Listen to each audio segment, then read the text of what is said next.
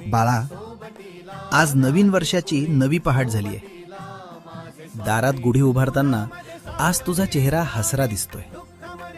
पण मला माहिती आहे, मागच्या वर्षी तू किती संकटांचा सामना केलास, किती वेळा स्वतःशीच लढलास. पण बाळा, तो काळ आता संपला.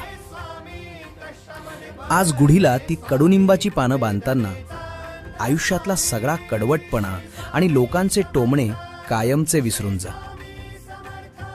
आज केवळ दारात नाही, तर स्वतःच्या मनात आत्मविश्वासाची गुढी उभार.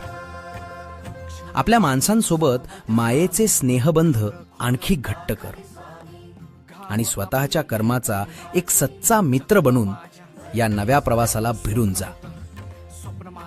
तुला आणि तुझ्या परिवाराला गुढीपाडव्याच्या शुभेच्छा. भिवू नकोस, मी तुझ्या पाठीशी आहे.